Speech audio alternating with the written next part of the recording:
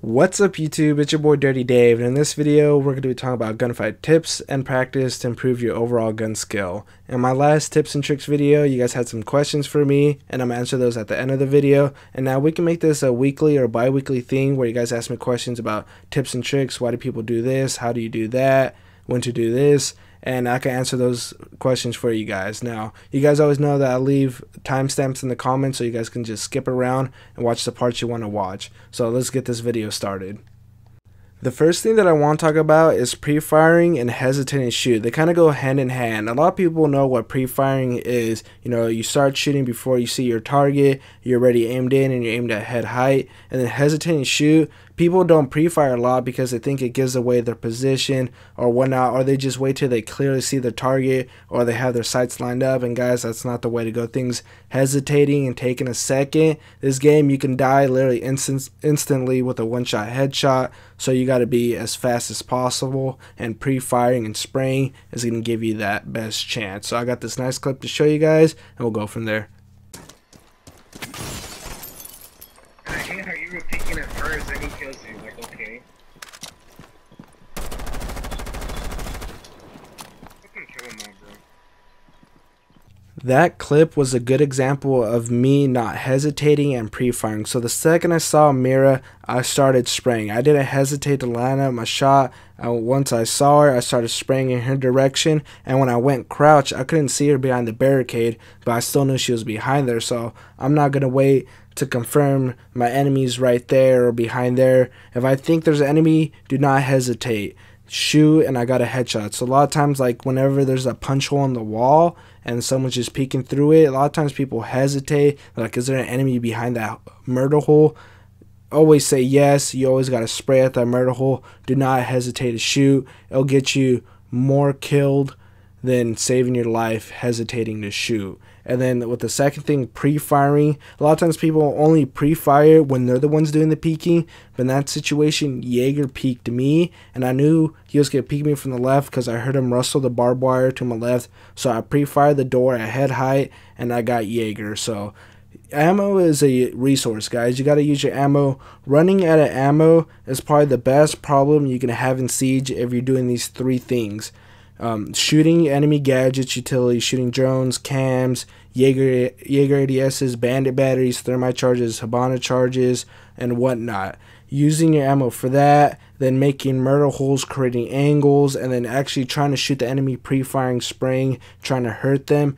Doing those three things and running out of ammo, doing those three things, you're going to help out your team a lot, whether if you don't get a kill or not. But doing those three things are going to help you get a kill because you're shooting drones, you're taking away their intel, so that makes you a harder target. You know, you're creating angles for yourself, so you have a dirty angle on your enemy and they don't on you. And then pre-firing, you're giving yourself the edge in the gunfight. So running out of ammo is probably one of the best problems you guys can have.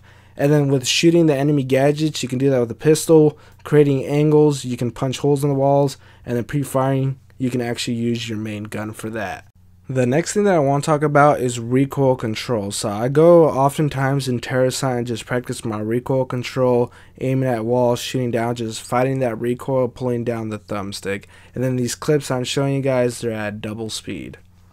This first part right here is something that I do at the beginning of every terrorist hunt, where I use all the ammo of my primary gun, just controlling my recoil, trying to keep my groupings tight, hitting my target and whatnot. You can do this shooting at dummies, shooting at a wall, whatever. I just use all my ammo for this, and then I go to my pistol to actually kill the terrorist. Just practicing my recoil. This next thing is again practicing my recoil, but this time I'm gonna be spraying while I'm strafing. So strafing and shooting is a really good thing, but it's a lot harder to maintain that recoil and stay on target while you're moving than standing still. So this is something you always got to practice. This is more advanced, and this is definitely going to help you in the gunfight because you're a moving target instead of a sitting still target.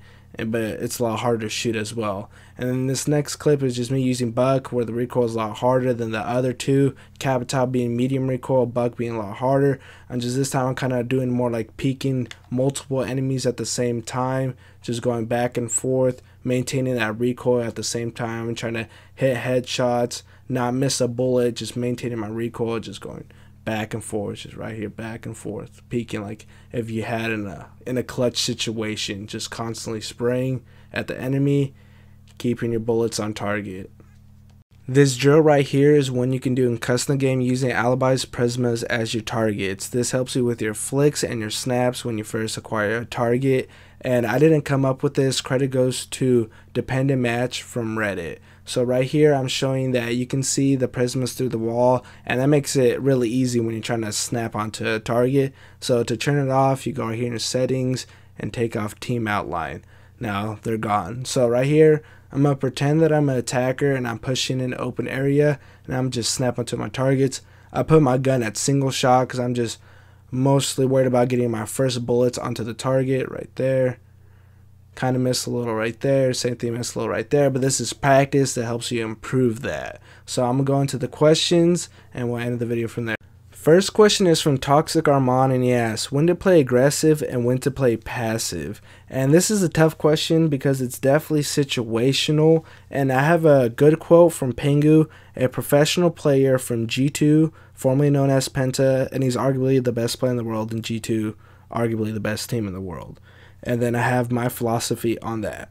So when I think passive, I think sitting back, hold an angle, and to me that's usually always bad. Whether you're attacking and you're just sitting back and holding an angle, time is not your friend. You got to be proactive and making progress to the objective to get you plant that bomb or kill the enemies. And on defense, if you're sitting back holding an angle, you're letting the attacking team do whatever they want. Like if they want to breach this wall, you holding an angle is not going to give them any resistance to that. It's not going to make it hard for them. You got to make it hard for them. So playing aggressive and playing passive, I think most of the time it's better to play aggressive because you always want to get that advantage. You got to play aggressive to get that advantage, and once you have that advantage, you can play passive.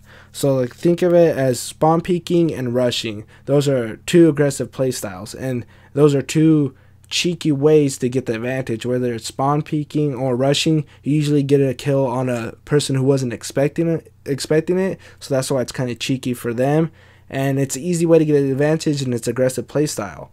So you should always be trying to get the advantage, and the only time you should play passive is when you already have the advantage and you have to force the enemy team to make the play, make them get aggressive, because honestly being aggressive is harder than being passive. Being passive, you just sit still, hold an angle. Being aggressive, you got to make plays, but making plays is what's going to get you the win.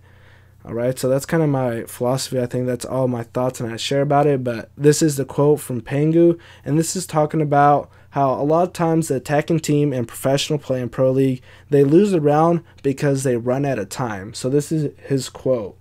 So, we don't believe in losing on time. We rather speed up than slow down / stall losing on time. Losing on time is losing by making no actions. We'd rather lose by us actually trying to win. So it's kind of, I agree with him because like if you're losing on time, that means you're sitting still, holding an angle. You got to be making moves. You got to be proactive. You got to get that advantage to win the round. You know, whether it's getting an easy kill, get that 5-4, or destroying the enemy team's utility, you got to get that advantage, and you get that by being aggressive and not by sitting back. So that's a great question for Toxic Armand, and I hope I answered it well. Now this next question is from, let me look at it real quick, is from Justin Elliott, and he asks, why do people always lean back and forth while shooting? So I'm guessing leaning left and right while they're in a gunfight really fast. To be honest, I think people, I don't do it, but I think people do it, is to make themselves a harder target. So they're moving their head around so it's hard to get a headshot, you know, kind of like that. And then also, I remember watching a video from Noted where he's doing some crazy stuff, leaning back and forth, but then he's also going crouch while holding an angle from a door, and he literally broke the hitbox. Like, he showed the person's view trying to shoot him. He had a friend in a custom game, and he was hitting his body, but wasn't counting the shot because he was breaking the hitbox because he was spamming, doing crazy stuff. And I think that's what people are probably trying to do, break the hitbox or just trying to make themselves a harder target. Oh, it's one of those two.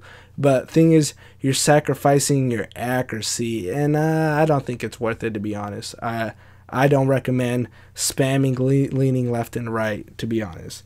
Now, the final questions are from Tally, and He asks, is playing on a big TV bad? 55 inch. Is it a problem in the gunfight? If so, why?